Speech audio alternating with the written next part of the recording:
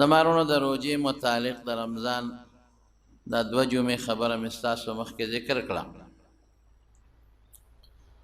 د رمضان د روجو ډېر برکات دي. د میاشتې متعلق بیان مې تېره جمعه درته کړ. یوې دا غټ برکت دی چې د انسان نیکو ته توجه پیدا شي او د ګناه نه د انسان په زړه کې لږ نفرت پیدا شي. که ستاسو خیالي نو ډېر هغه خلک چې په روژه د مخکې جومات په سترګو نه پېژني هغه هم جوماتونو ته راشي. داسې خلک چې یو جمعه او بله جمعه مونځ کوي نور ورځو کې مانځله نه راځي، هغه ختمونه هم شروع کړي او تراویحو ته او ختمونو ته مدرېږي. دویم برکت د روژې دا دی چې د سړي په زړه کې الله طرف ته میلان پیدا شي او د خواهشاتو نه د سړي څه ناڅه نفرت پیدا شي. که ستاسو خیالي د روژې په میاشت کې انسان ته هر قسمه خوراکونه په کور کې حاضري، لیکن چې ده کې تر څو ایماني نو دی وایي نه. د ماښام بانګ وویلی شي او د روژه ماتې ټیم برابري او بیا هم خوراک ورته پروت وي، لکه صبر وکړه خیر دی دا بانګ یې وختي نه ویلی. دا د ده په زړه کې الله پاک یو شوق پیدا کړي او د خوراک او د څښاک او د خواهشاتو نه د بنده په زړه کې لږ نفرت پیدا کړي. د ټولو نه لویه خبره دا ده چې زمونږ دا طالبان وي تخلق باخلاق الله. یو مقوله ده، دا حدیث نه دی. بعضې حضرات ورته حدیث وایي خو د رسول الله مبارک حدیث نه دی، مقوله ده. تخلقوا باخلاق الله، چې ځان کې د خدای پاک خوی او د خدای صفت پیدا کړي. نو د الله صفتونه خو مونږ ځان کې نه پیدا کولی شو او نه مونږ کې د اهلیت شته.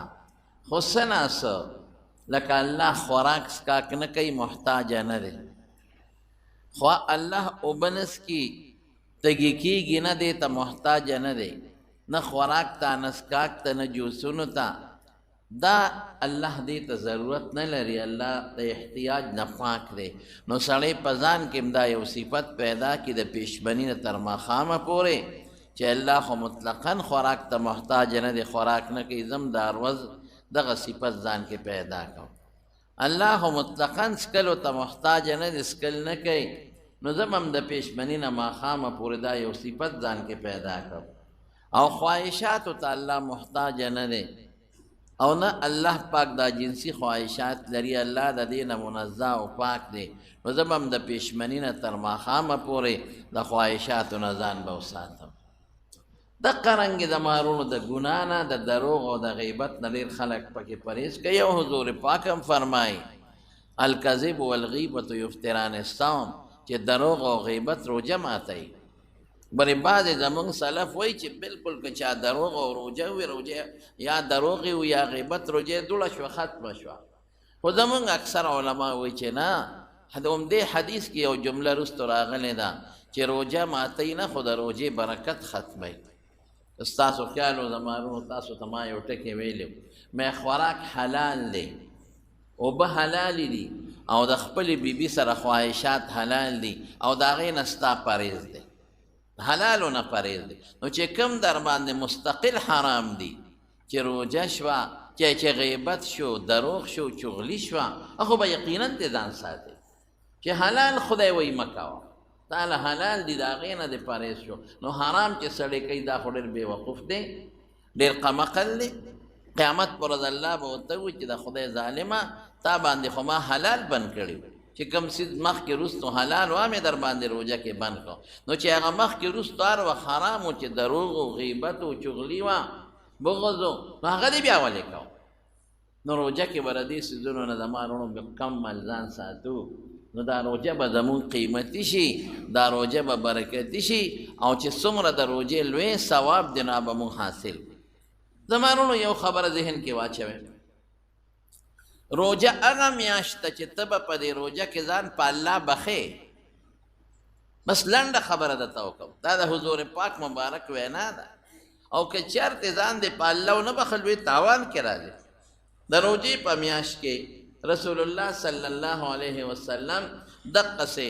د منبر په دې لومبی پوړی قدم کېښود، هغوی به په درېیمه پوړی کېناستېدل. د حضور پاک د منبر درې پوړی وې، په درېیمه به هغوی کېناستېدل. بیا حضرت ابوبکر صدیق رضی الله عنه د حضور پاک د ادب او د احترام د وجې نه چې هغه په درېیمه نو زه به په دویمه کېنم. ادب احترام منه نه دي. بیا حضرت عمر فاروق رضی الله عنه وی چې نه ابوبکر په دویمه نو زه په دې لومبی پوړی کېنم، حضور پاک په درېیمه او په دویمه زه به هغې احترام کوم، لاندې به کېنم، هغې سره ځان نه برابر و. چې د حضرت عثمان صاحب زمانه شو نو هغه درېیمې ته وخت، درېیمې ته به هر کیف په دې درې په دې لومبی پوړی چې قدم کېښود نو حضور پاک مبارک وفرمیل آمین. دا زموږ د ټولو سننو روایت، ټولو کتابونو کې سنن ورته وایي، هغې کې شته. بیا چې په دویمه پوړی قدم کېښود بیا وی آمین، او چې بیا په درېیمه پوړی قدم کېښود نو بیا وی آمین. یو روایت کې داسې دي، یو مختصر دی یو مفصل دی. هغې مفصل روایت کې داسې دي چې صحابو ته تپوس وکړه د الله رسوله مونږ خو اواز دعا ونه ریده او نه م څوک ولیدل او تاسو آمین وایئ. آمین خو خلک هغې وخت کې وایي چې یو سړی خیره وکړي یا دعا وکړي نو دی وي آمین. آمین معنا څه چې الله دا دعا قبوله کړي یا دا خیره چې چا کړې ده نو دا قبوله کړي آمین. عجیب دعوتي خدای زما دا دعا قبوله کړي نو نم څوک ولیدل نه د چا دوا او تاسو آمین ووې. نو حضور پاک مبارک وفرمایل وی جبریل علیه السلام راغی نو چې ما په لومبی پوړی باندې قدم کېښود نو حضرت جبریل علیه السلام یو دعا وکړه او ما ورباندې آمین ووې. هغې وفرمایل دې ترتیب کې زه ګډوډېږم خو دا درې خبرې دي. هغې وفرمایل چې کوم انسان د هغه په مخ کې په رسول الله صلی الله علیه وسلم یعنی پتا حضور پاک ته فرمایي څوک د نوم ستا وایلي او دا بل سړی پې درود شریف ونه وایي نو دی د خدای تباه کړي. رغم انف رجل ذکرت عنده، هغه انسان یا ذکرت عنده فی روایت چې ستا نوم د هغه مخ کې واغېشتلی شي او دی پې آمین ونه وایي دی د خدای هلاک کړي، تباه دي شي، دی د خدای برباد کی. اوس در حضور پاک مبارک نوم چې یو مجلس کې واغېشتی شي نو زموږ علما لیکي دی به په لومبي ځل وایي صلی الله علیه وسلم، صلی الله تعالی علیه وسلم وعلى آله چې څومره ته ویلی شي تاله اختیار چې نوم واغېشتی شي. او که په دې مجلس کې بار بار د حضور پاک نوم اخیستلی کېږي نو علما لیکي په لومبي ځل درود شریف واجب دی او په دویم ځل بیا مستحب دی. اگرچې زموږ یو لوی فقیه دی کرخي هغه وی هر ځل واجب دی، خو خیر ساعات المجلس که ساعت واحده. حاصل د خبرې ده چې د پیغمبر مبارک نومونه دوه دي ښه، یو محمد او بل احمد، ټول وایي صلی الله علیه وسلم. نو چې دا نوم واغېشتی شي نو په لومبي ځل درود شریف واجب دی او چې بار بار اغېشتلی کېږي په دا مجلس کې بیا مستحب دی. او که د پیغمبر مبارک صفت ذکر شي لکه رسول الله څوک وایي، نبی الله څوک وایي، نبی پاک، رسول پاک، نو درود شریف واجب نه دی خو مستحب دی، برکت یې ډېر. اوس درود شریف زما وروڼو د رمضان میاشت ته نو ډېر ثواب لري. د نورو میاشتو په نسبت د رمضان په میاشت کې 1 ثواب زیات لري. ها 1 لکه یو سړی 100 کرته درود شریف ووایي، 100 کرته، نو د ده دومره ثواب وشو لکه د رمضان نه بغیر چې د 9000 کرته درود شریف ویلی. 9000 ته ویلی شي. د خدای نیکبختو د لوټ میاشت ده، نو خلک وایي راشه پکوړې ګرانې خرڅې کړه د خلکو جیبونه لوټ کا. خلق دا معنا کوي شیدونه ګران خرڅ کړه د خلکو جیبونه به لوټ کې. د لوټ دا چې ثواب لوټ کا. زمونږ د علاوه چې نور څومره دینونه والا دي ښه، د هغوی چې د عبادت ورځې راشي نو هغوی ریټ ارزان دي. قانون دا دی بلکې بعضې ځایونو کې ګفټونه شروع شي او فری شروع شي او چا 30% ډسکاؤنٹ او څوک 50% ډسکاؤنٹ باقاعده په دکانونو یې لیکلي چې دا رعایت دی دا نور کله چې په څو شی میلاوېده 10% بارزان میلاوي ولې دا زموږ د عبادت میاشت ده عیسایان وګورئ تاسو لندن امریکا نه ځان خبر کې نو هغوی هغه خپل ریټونه ډسکاؤنټ ته راولي د عبادت میاشت ده او زموږ د قسم په خدای که زموږ د روژې عمر برکتي میاشت د عبادت بله شته دی مونږ ریټونه اوچت کړو او بعضې خلک وي مړه دې کې هر څه وځي راشه او باسه پکې هر څه پکې وځي ګډم پکې وځي او ګندم پکې وځي هر څه پکې وځي هر څه دې ووتل خو قیامت په ورځ بیا دنه خدای بیا وباسي ظلم به نه کوې مخلوق سره ریټونه ولې ګرانه رزق ستا رزق درې ریټ کې دی او که رزق الله سره دی لږه ګټه چې دې لږه کې خدای برکت ستا واچو قسم دې دا دغه ډېرو نښه ده چې برکت پکې دی حلال ګټه په رمضان کې حرام ګټې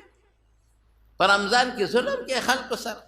په رمضان کې زیاتې کې خلکو سره په رمضان کې ګډون کې څومره چې ثواب زیات دی هغه مره ګناه زیاته ده څومره چې اجر زیات دی هغه مره په ګناه کې تاوان زیات دی جمعات کے ثواب زیاد تو گناہ پکے زیاد حرم مبارک کے ثواب زیاد نو من یرید فیہ بالحاد بالظلم نذقه من عذاب علیم کہ چاہ گناہ کو ڈاغل سزام سخت دا ہو قانون دے دا جمعہ پشپا یا دا جمعہ پروز یا بعض اوقات دا عرفے ثوابون پکے بعض اعمال و ثوابون زیاد تھی نو گناہ پکے زیاد دا غیر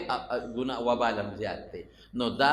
تاسو ټولو تجارت پیشه مرګرو ته او دکاندار مرګرو ته او ګاډۍ باندې چې څوک مال خرڅوي هغوی ته درخواست دی چې په روژه کې ګزاره وکړئ مخلوق خدا سره ظلم مه کوئ او زیاتې مه کوئ بلکل اوزي هر څه پکې اوزي په روژه کې د هر چا په زړه کې یو مازدیګر کې هر سړی وایي چې کور ته مې دا غونډه لاس ګاډۍ یوړئ او دا غونډه ګاډۍ مې یوړې کور ته بیا خوړی نشي خو هغه حرص دی انسان په خوراک باندې مازدیګري کې راشي نو چې څه به بازار کې مونی بس هر څه پکې خرڅېږي داسې به نه کوئ داسې به نه که خوراک هم تاسو ته ما مخکې ویلي کم کوئ او دویم دا دی چې ګزاره کوئ تاسو نو څه چې څوک په دې کې په رسول الله مبارک درود شریف زیات وایي د درود شریف خو ډېرې فایدې دي یو بهترینه فایده د درود شریف څه ده رسول اللہ صلی اللہ علیہ وسلم فرمائی ان للہ ملائکتا سیاحین فی الارض یبلغون عن امتی السلام وی دا ما فرشتی دی مخصوص پر مخدز مکہ گردی اگی چکر لگئی اگی تا اللہ داسی علم ورکڑی دی اگی تا داسی یو طریقہ اللہ ورکڑی دا چکم دے درود شریف ویلی کی گنو اگی و تراشی نستادا درود شریف اگی کون کی ویش میری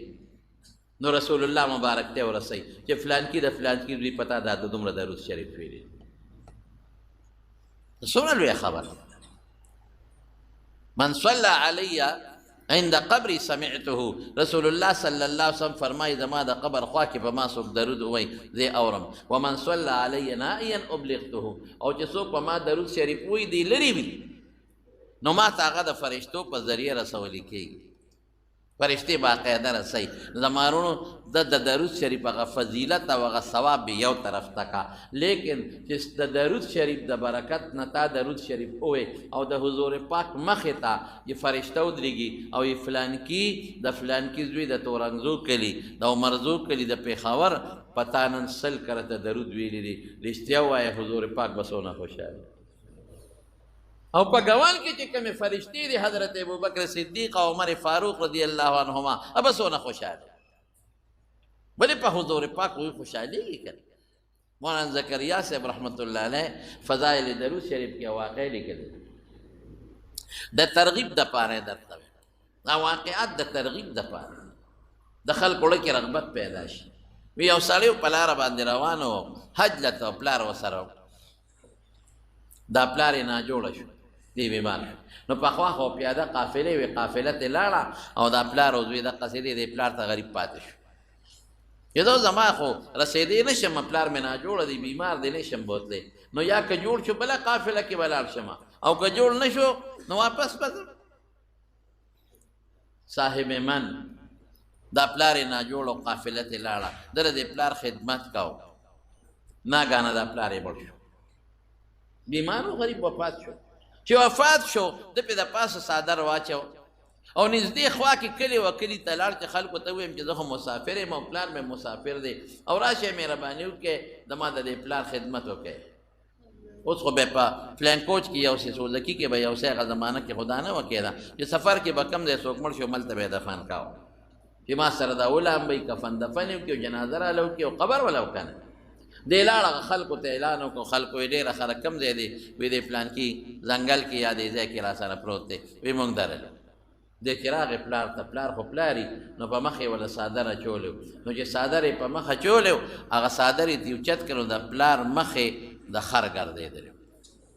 شکل یې بدل بس فورا د هغه څادر پې واپس ورغورځاو او دومره په ده هیبت راغی چې دی بېهوشه شو چې خدای پاک او دا خلک به څه وایي چې ته مونږ د انسان جنازې له راولې که د خر را باندې خښې خر را باندې لمبې خر د قبر وباسو دا خو زما هم بېعزتي ده زما د پلار هم بېعزتي ده زما وروڼو الله په دې قادر دی ګورې قل هو القادر على ان يبعث عليكم عذابا من فوقكم او من تحت ارجلكم او يلبسكم شيعا ويذيق بعضكم بأس بعض انظر كيف نصرف الآيات لقوم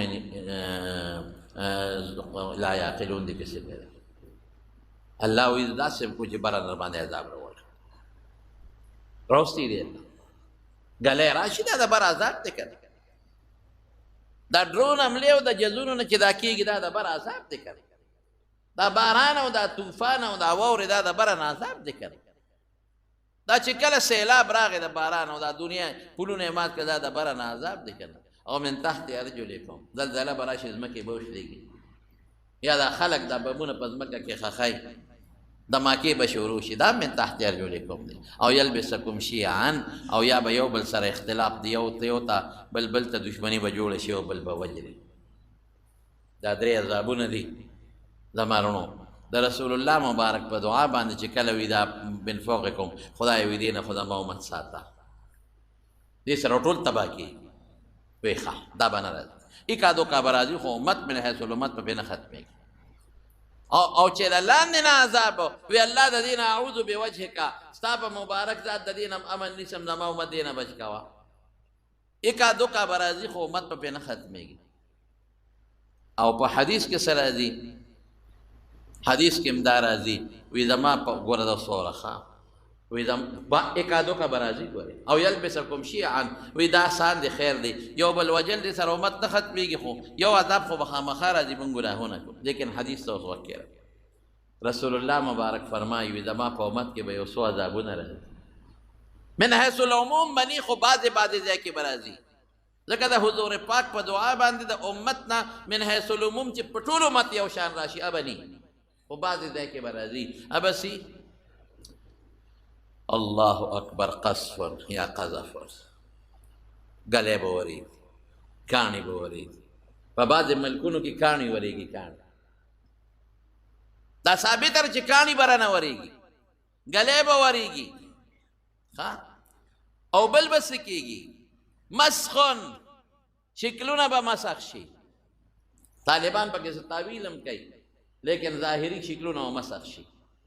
مسخ دا دی چې د انسان دا شکل به داسې ښکاري چې مړه لکه داسې بد شکله غوندې دی دا خو ټیک ټاک وایي چې بوډا شو دا شکل یې بل شان شو او یا به شکل د څاروي په شانتې شي د بیزو په شان به شي ولې پخوانو امتونو کې الله نه دی کړی خو ایکا دوکا دا به کېږي دا د رسول الله مبارک حدیث دی د بره نه او خسفن ځمکه به وشلېږي ما ته تېر وته ځمکه به وشلېږي زلزله به وشي لکه د مانسیرۍ علاقه کې چې څه موده مخکې راغلی او مسخه به راشي او قذفن د بره نه ګلی او د باران او د ډرون حملو په شکل کې راځي او دا به کله راځي دا به کله راځي رسول الله مبارک فرمایي دا به هغه زمانه کې راځي چې د ثروت سامان زیات شي معازف او دمې او دمتوب او ګډاګانې زیاتې شي وایه که نو زیاتې دي که نه دي زیاتې پخوا خو به سینماګانې په پېښور کې خلک به تلل او ما ته یاد دي بعضې کسان د دې سینما د کتو د فلم د کتو بلد وو نو ماسخوتن ناوخته به یې فلم وکتل راتلل به په سر به څادر اچولی وو چې څوک مې ونه ویني او خلکو به پېغور ورکړه د پلار فلم او سینما لدي هغه سینما نن د هر چا کور ته دننه را رسېدلې کور ته نه مړه ټي وي به کور لګېدلي وو موږ به ویل که ټي ویګان مات کې ختم کې او دا ډیشونه ختم کې ابه کور کې یو لګېدلی و چې سړی به کور کې نه ښځو به کته او چې ښځې به کور کې وې نو سړو نه وې نو ښځو سړو به کته یو بل مخکې به هم نه کته اوس جینۍ سره ځان له ټچ موبایل دی ولک سره ځان له دی هغه ځان له فلم ګوري دی ځان له فلم ګوري ځان له د ښځو تصویرونه ګوري جینۍ ځان له د هلکانو تصویرونه ګوري او ګندونه پې ګوري سینما او فلم او د سرود سامان او د ګډا سامان کور ته او د هر چا جیب ته راغی که رانغی رسول الله مبارک فرمایي د قیامت په نښو کې دا نښه ده اشراط الساعه د قیامت په وړو نښو کې ده او دې نه پس به یو سور باد راځي انتظار کوئ او دې نه پس به د خلکو شکلونه بدلېږي انتظار کوئ الله خو قادر دی په دې ځان وساتئ په رمضان کې چې څومره ملګري یې دا موبایل د ښه دپاره استعمال کوي ګناه دپاره مه استعمالوئ د علماو بیانونه پې واورئ که نعتونه پې واورئ تلاوت د قرآن شریف پې واورئ بیا په رمضان کې ته فلم ګورئ په رمضان کې ته په دې باندې بیا بدعملي ګورئ الله نه معافي وغواړو الله دې معاف کړي الله دې معاف کړي الله دې معاف کړي نو د هغه شکل بدل شو دې پرېوت بېهوشه چې کله بېهوشه پرېوته دې په دې بېهوشۍ کې رسول الله صلی الله علیه وسلم ویلي ملګري ورسره دی هلک ته وایي چې ولې بچې خپی ولې برخوردار څه چل دی خپی وایي دغسې پلار مې مړ شو په سفر کې حج ته روان او شکل یې د خر ګرځېدلی دی رسول الله مبارک ورته په هغه بېهوشۍ حالت کې وایي کم دی وی دا دی وی مخ دې کولو که مخ یې کولو که نبي علیه السلام مبارک په لاس راخ که شکل یې خشته شو او انسان په شان شو واپس د پلار شکل او د هغې نه ښکلی شو د چې نبي علیه السلام نه تپوس وکړو ورته وایي دا الله رسوله دا خو ډېر لوی احسان تا موږ سره وکړو دا خو زما پلار د بېعزتۍ نه بچ شو دا خو تاسو څه خبر شوئ دې ټکي ته غوږ کېږدئ دا ګورې مولانا زکریا صاحب رحمت الله علیه لیکلي تاسو څه خبر شوئ وی ستا د پلار به روزانه دا ډېر بد عمل او ستا پلار ګناهګار و نو خدای پاک وله دا یو سزا ورکړه رسوا کوي خدای کله کله خو ده به روزانه درود شریف وایي ما ته به ماښام هغه درود شریف فرشتو را رسول چې فلانکي د فلانکي زوی د فلانکي کلي دومره درود شریف وایي وی نن د ده درود شریف راونه رسېدل نو ما هغه فرشتو ته وایي چېرې د فلانکي خو به روزانه درود راتلل او نن یې راونه رسېدل دا ولې وی هغې راته وایي چې هغه خو مړ شوی دی او تا ته محتاجه دی چې مدد یې وکړې مې ما ته څه محتاجه دی وی شکل یې د ګناه د وجې نه بدل شوی دی مدد یې وکړه نو زه راغلم هغه مدد مې ورسره وکړه دې ته د رسول الله مبارک معجزه وایي ښه څه ورته وایي معجزه هغې ته وایي چې د عام عادت او عرف نه برخلاف د پیغمبر مبارک نه داسې یو کار صادر شي چې عقل یې نه مني دا په ژوند هم دی او د وفات نه پس هم دا معجزات شته زما وروڼو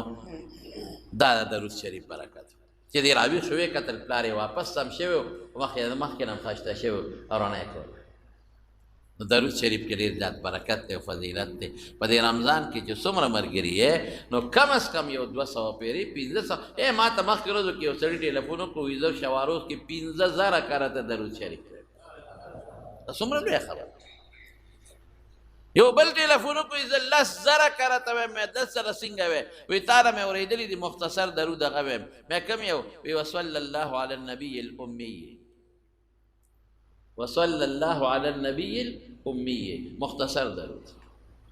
وصلى الله على النبي الأمي أسوأ يودل وصلى الله على النبي الأمي مختصر درود شريف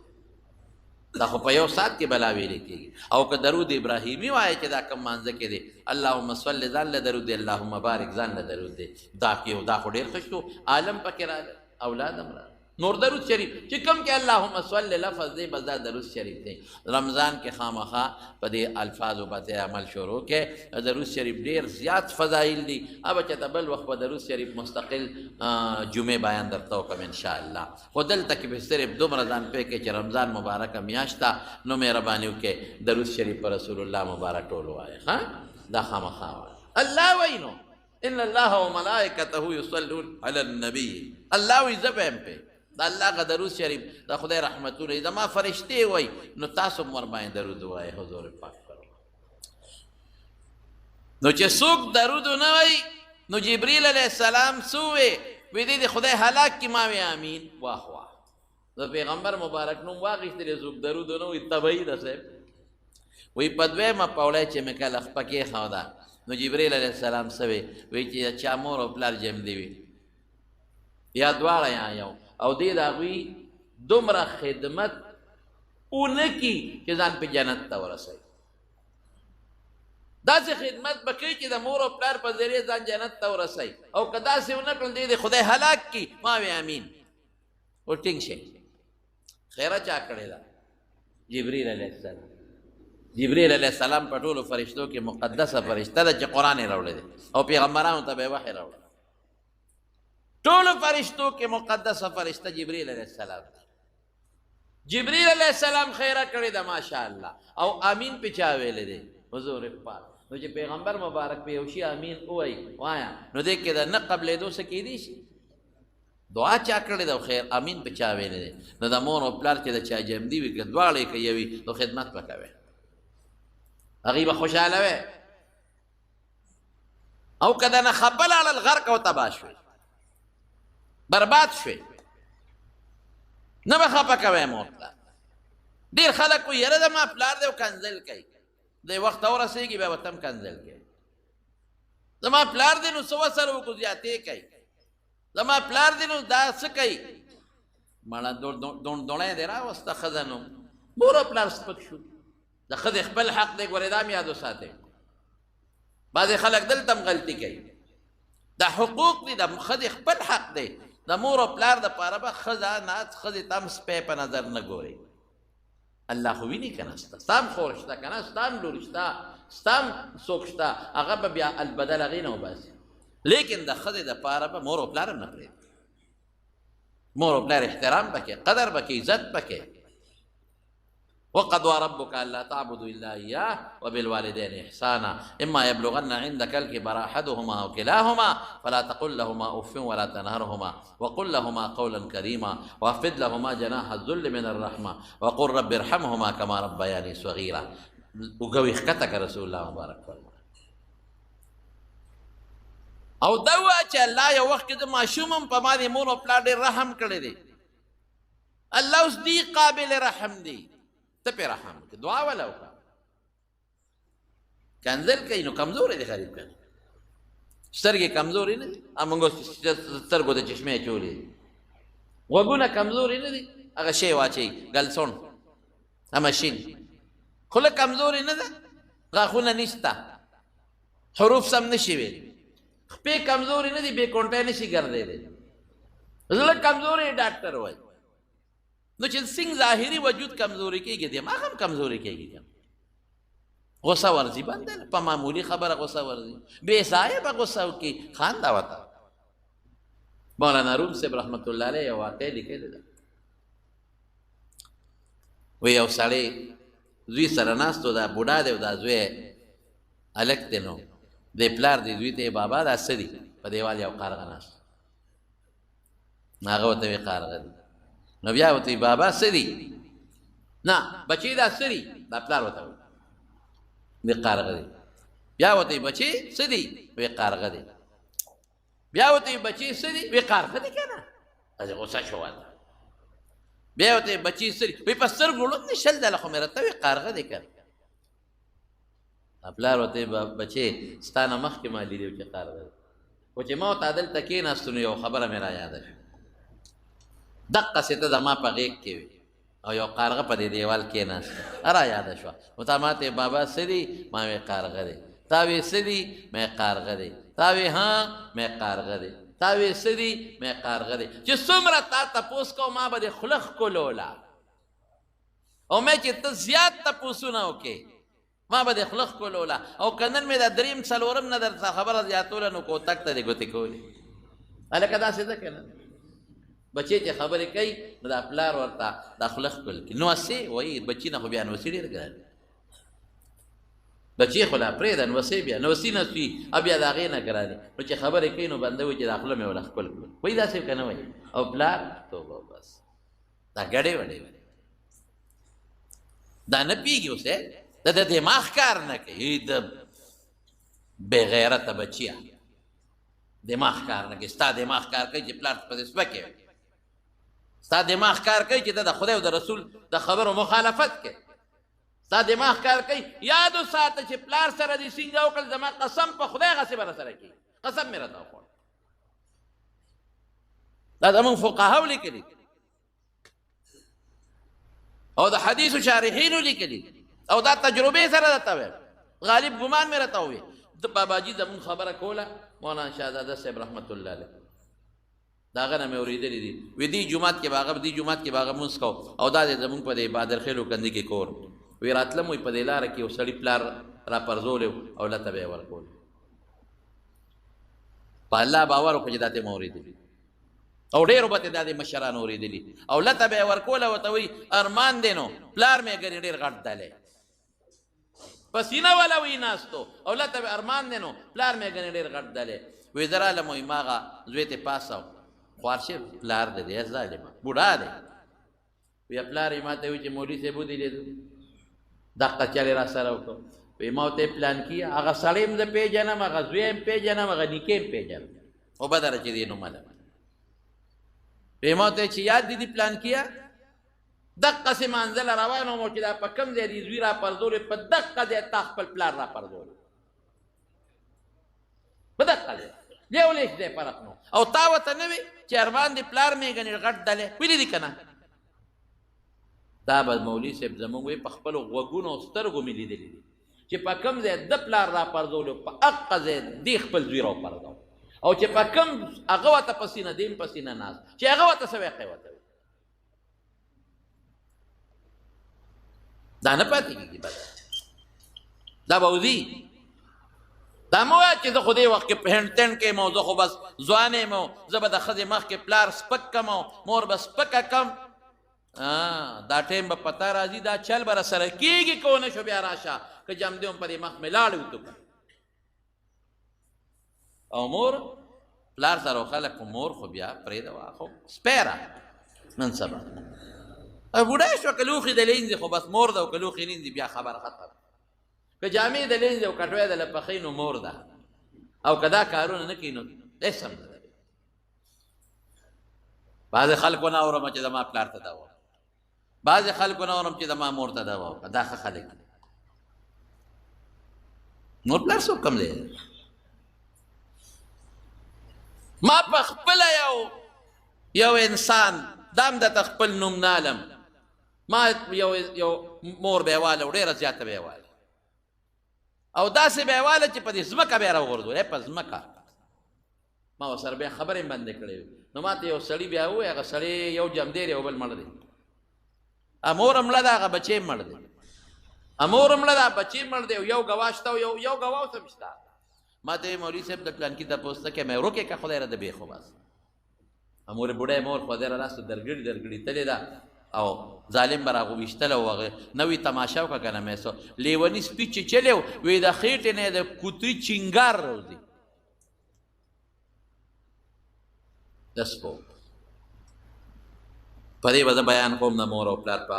حقوقو خیر دا مې مختصر درته وي نو رسول الله صلی الله علیه وسلم چې په دویمه پوړۍ باندې خپه کېښوده نو څه ووی جبریل علیه السلام وی الله چې د چا مور او پلار وي دې به یې قدر کوي خدمت به کوي ځان به په جنت ته رسوي او که داسې خدمت یې ونه کړو خدای دې هلاک کړي رسول الله مبارک په امین ویلي بل چا نه حضور پاک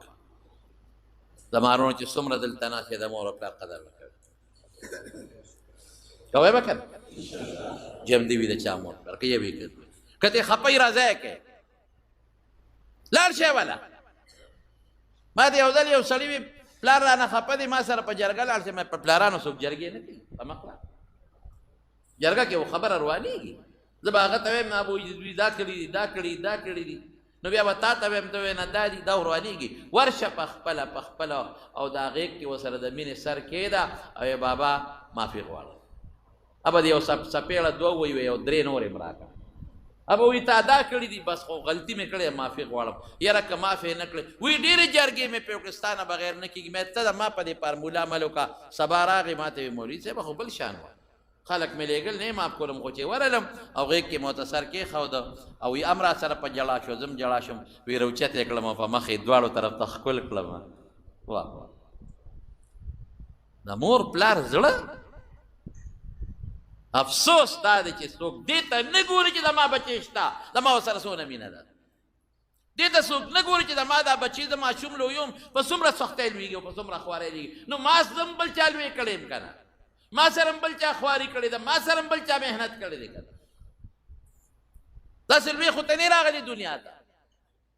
لوی مسله دلته یو مسله دلته جوړېږي ادا چې د ښځې او د مور میانس کې بعد وخت کې جنجال راشي نو بعد قمقل د ښځې په طرف شي نو مور سپکه کي بعد د مور په طرف شي قمقل نو ښځې بېعزته کي نه داسې به نه کي د دواړو خپل حقوق دي ته به بینه بین اوسېږي داسې طریقه به کې جوړه راوله اتفاق راوله اختلاف مه پیدا کوه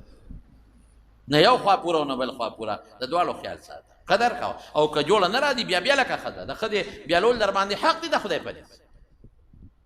بیل کور ورکول حق دي در باندې په شریعت کې شامي وګوره عالمګیري وګوره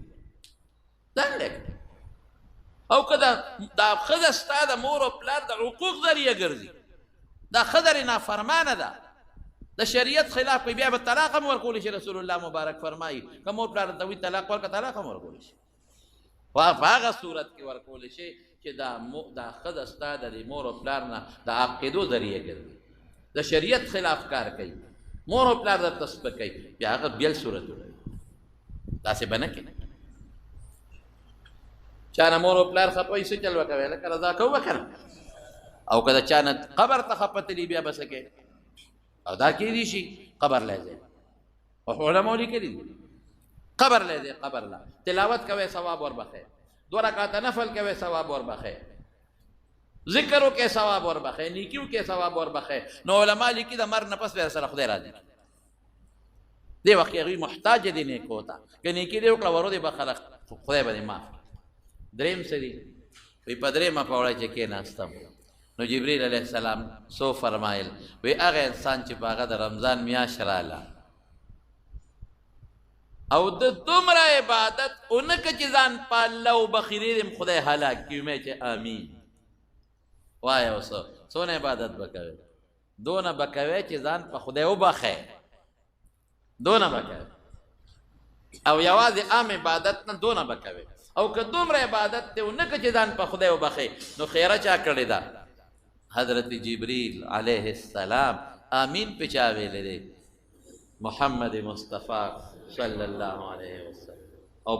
او خیره کم ځای شوې ده په جومات کې د پیغمبر مبارک په منبر شوې ده ماشاءالله وړه خبره مسجد نبوي کې شوې ده په منبر الرسول د حضور پاک په منبر شوې ده او مقدس شخصیت خیره کړی ده او مقدس شخصیت په آمین ویلی دی اوس هم خوښه خپله ده داسې عبادت به کوي چې ځان په الله وبخي ځکه خو زه تاسو ته چې ختمونه وکړئ پکې الحمدلله زه خو ډېر خوشحاله شوم چې ډېرو جوماتونو کې په رمضان کې تراوو کې ختمونه شروع دي الحمدلله او چې کوم کې نه دي شروع کړي حافظان الحمدلله ډېر دي او قاریان خو پخوا زمونږ په کلي کې ما ته یاد دي 2 حافظان زما د یادو یو حافظ حبیب الرحمن صاحب الله دې مغفرت نصیب کړي او یو حافظ اسرائیل حافظ صاحب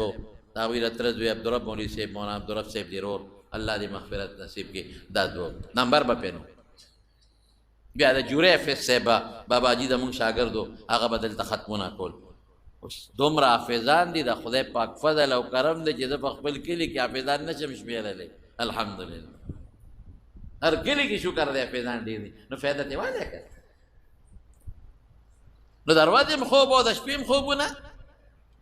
هر ټیم خوبونه عبادت وکړئ ښه تهجد پکې خامخا وکړئ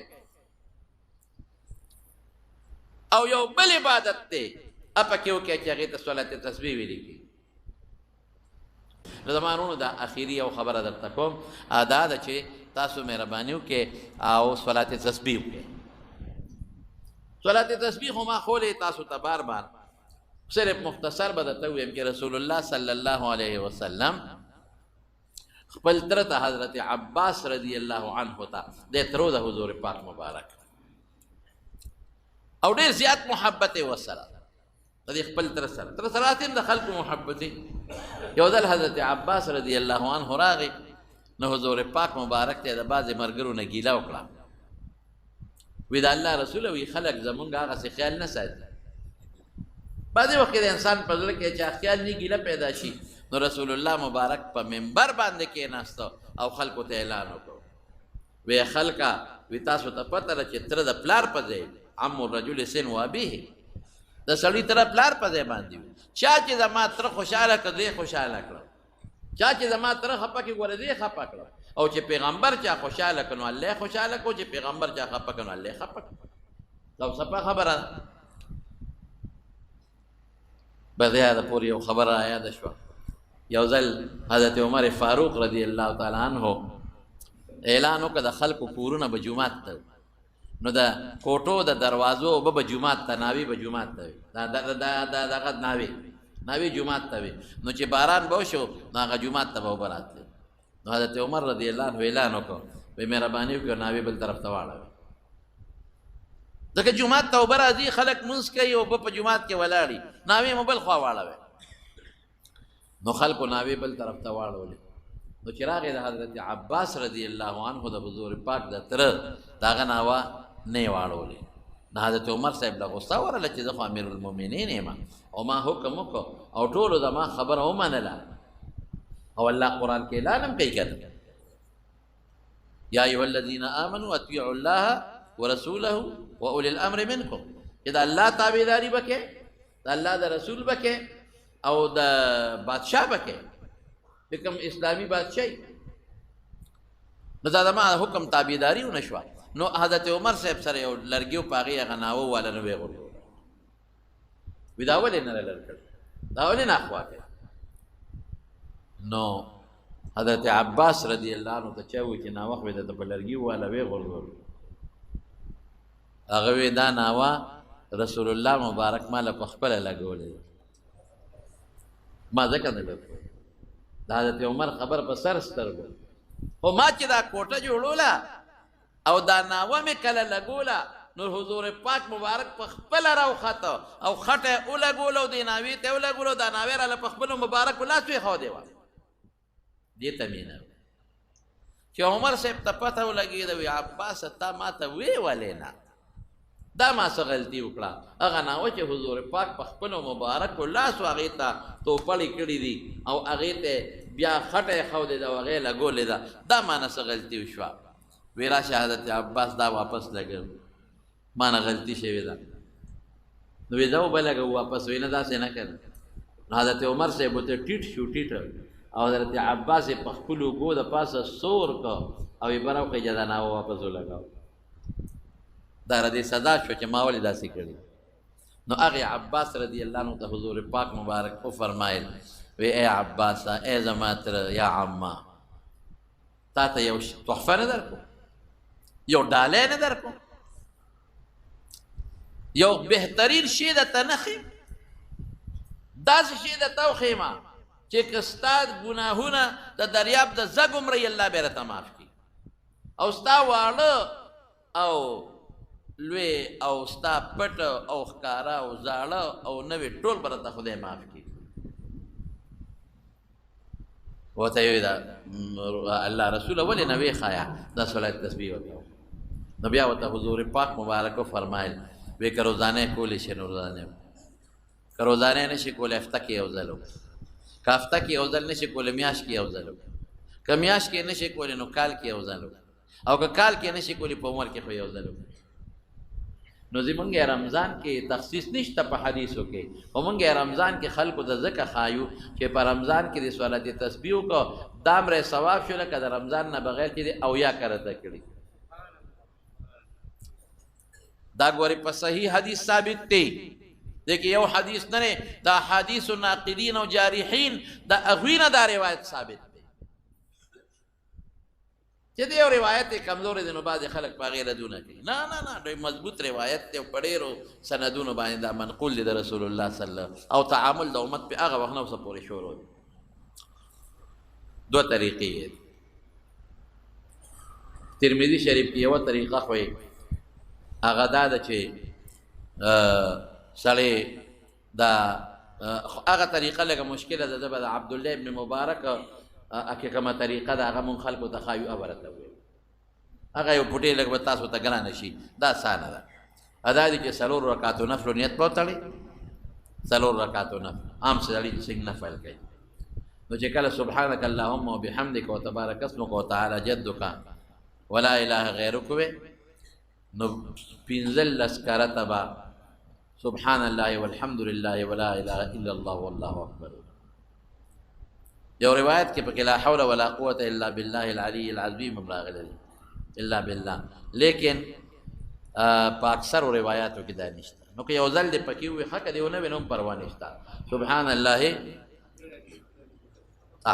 اخره کې یو ځل پکې ویلی شي نو خلاص سبحان الله والحمد لله ولا اله الا الله والله اکبر پنځل. بیا به اعوذ بالله بسم الله وي